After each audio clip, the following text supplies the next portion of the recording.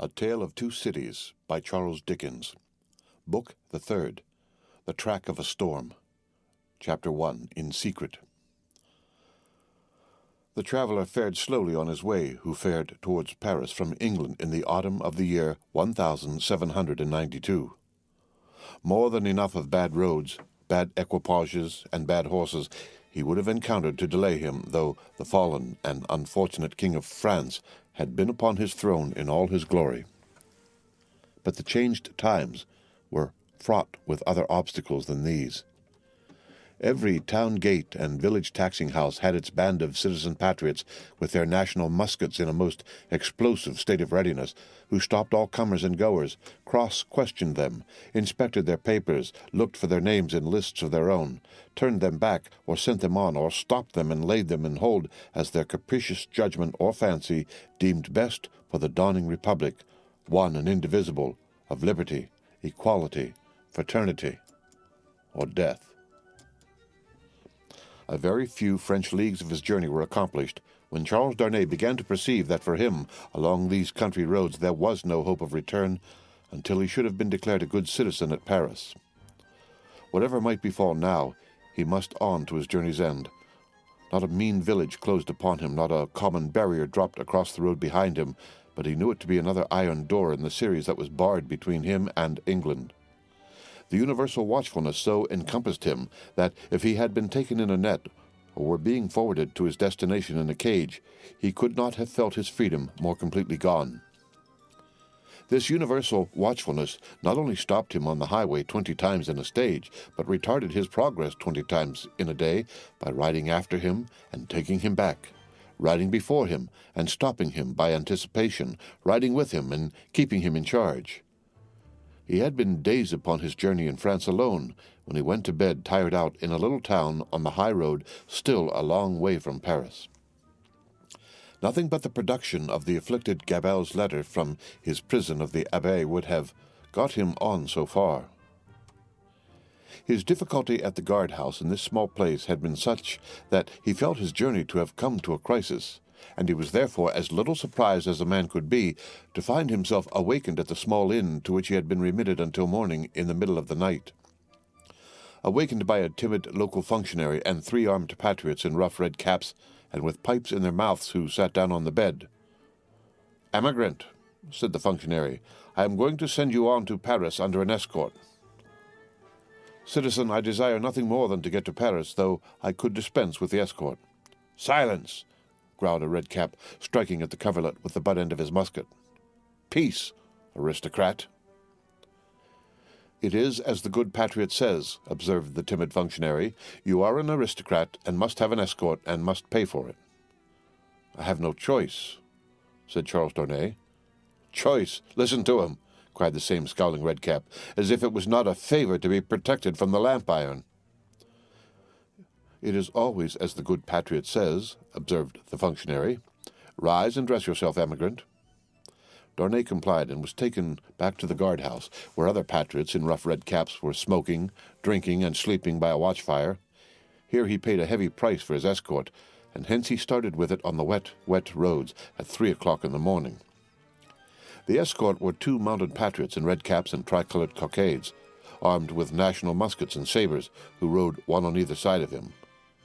The escorted governed his own horse, but a loose line was attached to his bridle, the end of which one of the patriots kept girded round his wrist. In this state they set forth with the sharp rain driving in their faces, clattering at a heavy dragoon trot over the uneven town pavement, and out upon the mire-deep roads. In this state they traversed without change, except of horses and pace, all the mire-deep leagues that lay between them and the capital. They traveled in the night, halting an hour or 2 after daybreak, and lying by until the twilight fell. The escort were so wretchedly clothed that they twisted straw round their bare legs and thatched their ragged shoulders to keep the wet off. Apart from the personal discomfort of being so attended, and apart from such considerations of present danger as arose from one of the patriots being chronically drunk and carrying his musket very recklessly, Charles Darnay did not allow the restraint that was laid upon him to awaken any serious fears in his breast. For, he reasoned with himself, that it could have no reference to the merits of an individual case that was not yet stated, and of representations confirmable by the prisoner in the abbey that were not yet made. But when they came to the town of Beauvais, which they did at eventide, when the streets were filled with people, he could not conceal from himself that the aspect of affairs was very alarming. An ominous crowd gathered to see him dismount of the posting-yard, and many voices called out loudly, "Down with the emigrant!" He stopped in the act of swinging himself out of his saddle, and, resuming it as his safest place, said, "Emigrant, my friends, do you not see me here in France of my own will?" "You are a cursed emigrant!" cried a farrier, making at him in a furious manner through the press, hammer in hand, "and you are a cursed aristocrat!" The postmaster interposed himself between this man and the rider's bridle, at which he was evidently making, and soothingly said, "Let him be! Let him be! He will be judged at Paris." "Judged!" repeated the farrier, swinging his hammer. "Aye, and condemned as a traitor!" At this the crowd roared approval. Checking the postmaster, who was for turning his horse's head to the yard, the drunken patriot sat composedly in his saddle looking on, with the line round his wrist. Darnay said, as soon as he could make his voice heard, "Friends, you deceive yourselves, or you are deceived. I am not a traitor." "He lies!" cried the smith. "He is a traitor, since the decree. His life is forfeit to the people. His cursed life is not his own." At the instant when Darnay saw a rush in the eyes of the crowd, which another instant would have brought upon him, the postmaster turned his horse into the yard, the escort rode in close upon his horse's flanks, and the postmaster shut and barred the crazy double gates. The farrier struck a blow upon them with his hammer, and the crowd groaned, but no more was done. "What is this decree that the smith spoke of?" Darnay asked the postmaster, when he had thanked him, and stood beside him in the yard. "Truly, a decree for selling the property of emigrants." "When passed?" "On the 14th. "The day I left England." "Everybody says it is but one of several, and that there will be others, if there are not already, banishing all emigrants and condemning all to death who return. That is what he meant when he said your life was not your own." "But there are no such decrees yet?" "What do I know?" said the postmaster, shrugging his shoulders. "There may be, or there will be. It is all the same. What would you have?" They rested on some straw in a loft until the middle of the night, and then rode forward again when all the town was asleep. Among the many wild changes observable on familiar things which made this wild ride unreal, not the least was the seeming rarity of sleep. After long and lonely spurring over dreary roads, they would come to a cluster of poor cottages, not steeped in darkness, but all glittering with lights, and would find the people, in a ghostly manner in the dead of the night, circling hand in hand round a shriveled tree of liberty, or all drawn up together, singing a liberty song.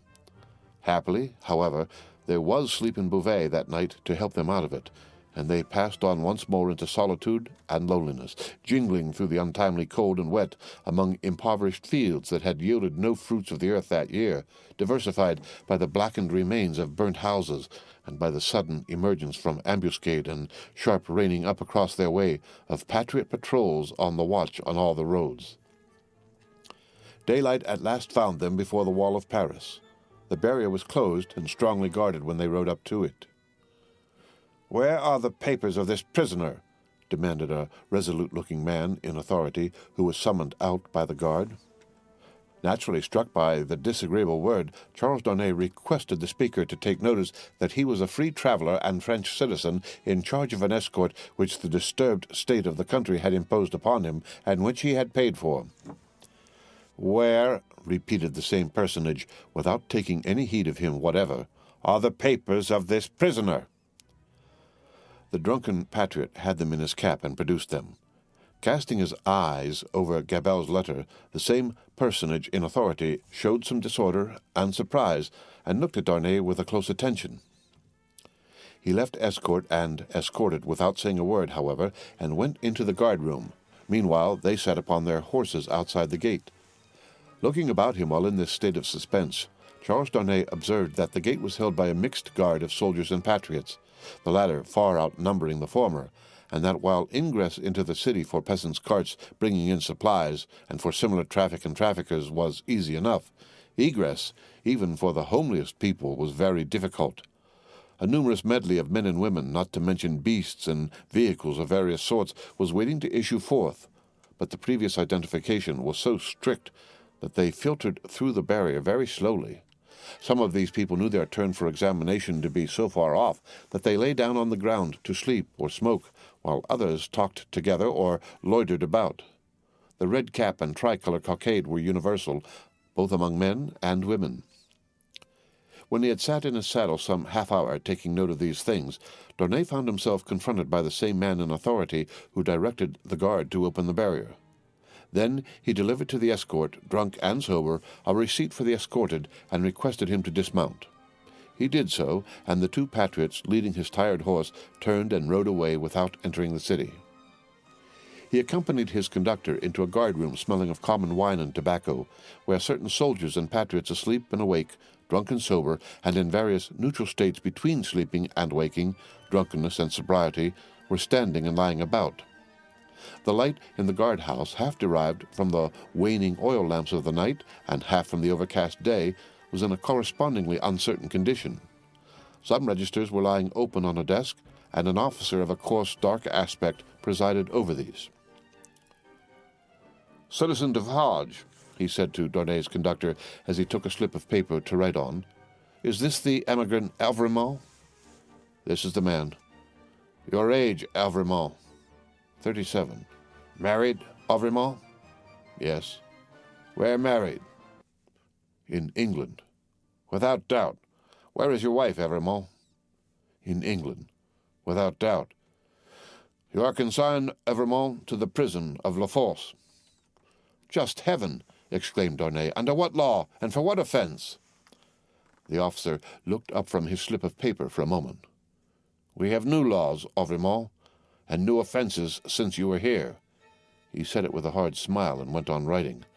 "I entreat you to observe that I have come here voluntarily in response to that written appeal of a fellow countryman which lies before you. I demand no more than the opportunity to do so without delay. Is not that my right?" "Emigrants have no rights, Alvremont," was the stolid reply.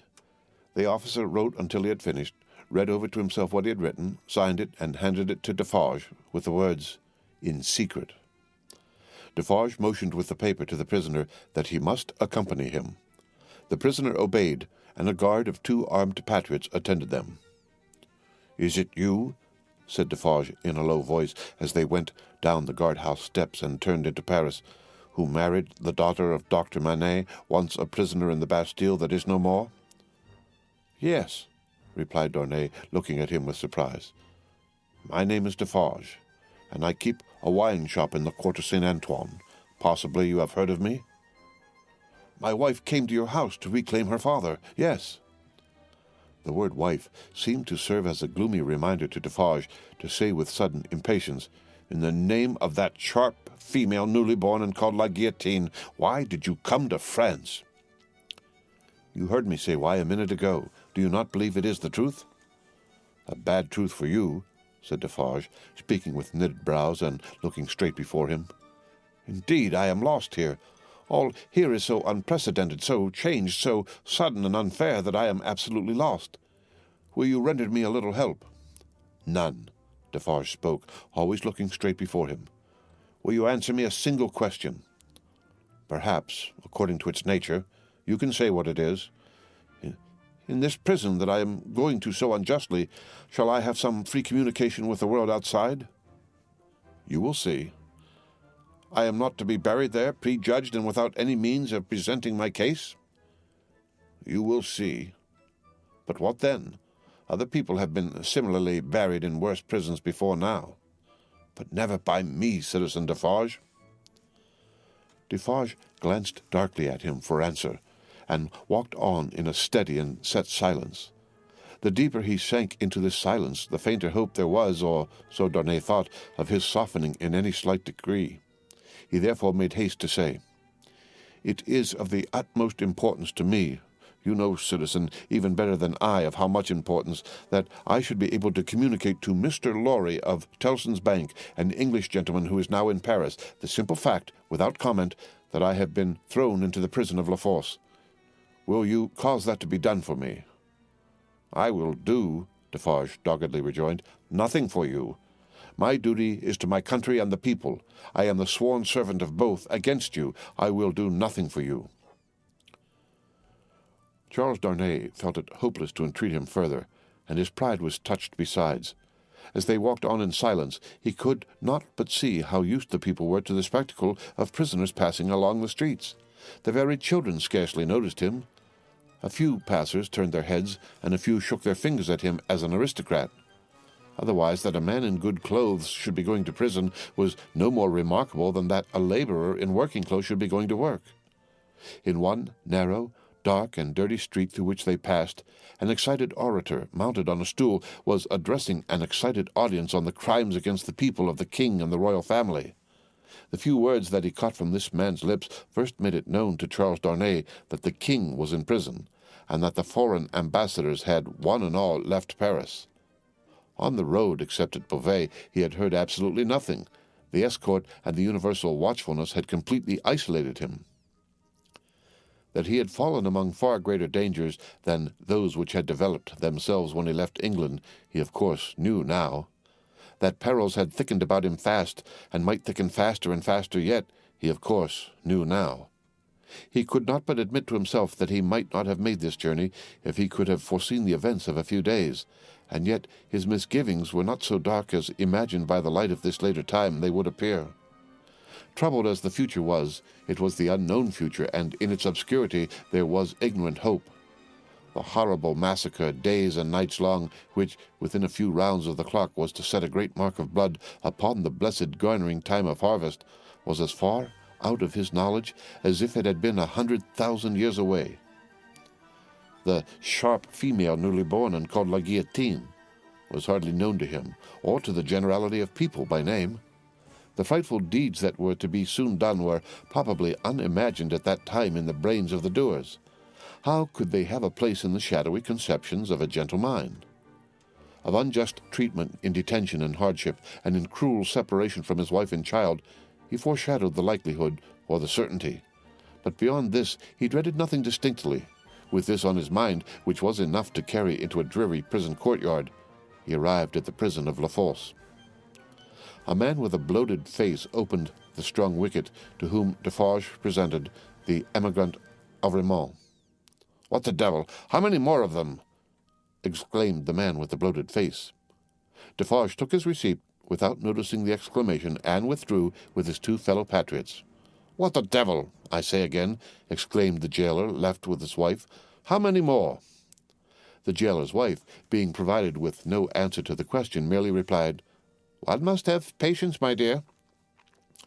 Three turnkeys, who entered responsive to a bell she rang, echoed the sentiment, and one added, "For the love of liberty," which sounded in that place like an inappropriate conclusion.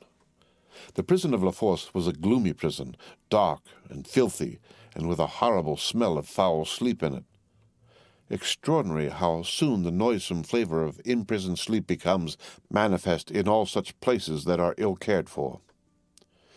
"In secret, too," grumbled the jailer, looking at the written paper, "as if I was not already full to bursting." He stuck the paper on a file in an ill humor, and Charles Darnay awaited his further pleasure for half an hour, sometimes pacing to and fro in the strong, arched room, sometimes resting on a stone seat, in either case detained to be imprinted on the memory of the chief and his subordinates. "Come," said the chief at length, taking up his keys. "Come with me, emigrant." Through the dismal prison twilight, his new charge accompanied him by corridor and staircase, many doors clanging and locking behind them, until they came into a large, low, vaulted chamber crowded with prisoners of both sexes. The women were seated at a long table, reading and writing, knitting, sewing, and embroidering. The men were, for the most part, standing behind their chairs or lingering up and down the room. In the instinctive association of prisoners with shameful crime and disgrace, the newcomer recoiled from this company. But the crowning unreality of his long unreal ride was, there all at once rising to receive him, with every refinement of manner known to the time, and with all the engaging graces and courtesies of life.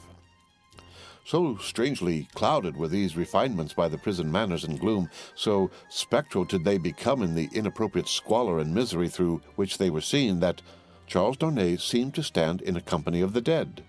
Ghosts all. The ghost of beauty, the ghost of stateliness, the ghost of elegance, the ghost of pride, the ghost of frivolity, the ghost of wit, the ghost of youth, the ghost of age, all awaiting their dismissal from the desolate shore, all turning on him eyes that were changed by the death they had died in coming there. It struck him motionless, the jailer standing at his side and the other jailers moving about, who would have been well enough as to appearance in the ordinary exercise of their functions, looked so extravagantly coarse, contrasted with sorrowing mothers and blooming daughters who were there with the apparitions of the coquette, the young beauty, and the mature woman delicately bred, that the inversion of all experience and likelihood which the scene of shadows presented was heightened to its utmost. Surely ghosts all. Surely the long unreal ride some progress of disease that had brought him to these gloomy shades. "In the name of the assembled companions in misfortune," said a gentleman of courtly appearance and address, coming forward, "I have the honor of giving you welcome to La Force, and of condoling with you on the calamity that has brought you among us. May it soon terminate happily. It would be an impertinence elsewhere, but it is not so here to ask your name and condition." Charles Darnay roused himself and gave the required information, in words as suitable as he could find. "But I hope," said the gentleman, following the chief jailer with his eyes, who moved across the room, "that you are not in secret?" "I do not understand the meaning of the term, but I have heard them say so." "Ah, what a pity. We so much regret it. But take courage. Several members of our society have been in secret at first, and it has lasted but a short time." Then he added, raising his voice, "I grieve to inform the society in secret." There was a murmur of commiseration as Charles Darnay crossed the room to a grated door where the jailer awaited him, and many voices, among which the soft and compassionate voices of women were conspicuous, gave him good wishes and encouragement. He turned at the grated door to render the thanks of his heart. It closed under the jailer's hand, and the apparitions vanished from his sight forever. The wicket opened on a stone staircase leading upward. When they had ascended 40 steps, the prisoner of half an hour already counted them, the jailer opened a low black door, and they passed into a solitary cell. It struck cold and damp, but was not dark. "Yours," said the jailer. "Why am I confined alone?" "How do I know? I can buy pen, ink, and paper. Such are not my orders. You will be visited and can ask then. At present, you may buy your food and nothing more." There were in the cell a chair, a table, and a straw mattress. As the jailer made a general inspection of these objects and of the 4 walls before going out, a wandering fancy wandered through the mind of the prisoner leaning against the wall opposite to him, that this jailer was so unwholesomely bloated, both in face and in person, as to look like a man who had been drowned and filled with water. When the jailer was gone, he thought in the same wandering way, "Now am I left as if I were dead?" Stopping then to look down at the mattress, he turned from it with a sick feeling and thought, "And here, in these crawling creatures, is the first condition of the body after death. 5 paces by 4.5, 5 paces by 4.5, 5 paces by 4.5. The prisoner walked to and fro in his cell, counting its measurement, and the roar of the city arose like muffled drums with a wild swell of voices added to them. He made shoes, he made shoes, he made shoes. The prisoner counted the measurement again, and paced faster to draw his mind with him from that latter repetition. The ghosts that vanished when the wicket closed. There was one among them, the appearance of a lady dressed in black, who was leaning in the embrasure of a window, and she had a light shining upon her golden hair, and she looked like— Let us ride on again, for God's sake, through the illuminated village, with the people all awake. He made shoes, he made shoes, he made shoes. 5 paces by 4.5. With such scraps tossing and rolling upward from the depths of his mind, the prisoner walked faster and faster, obstinately counting and counting, and the roar of the city changed to this extent, that it still rolled in like muffled drums, but with the wall of voices that he knew in the swell that rose among them. The end of Book the Third, The Track of a Storm, Chapter 1. Read by Rick Kistner.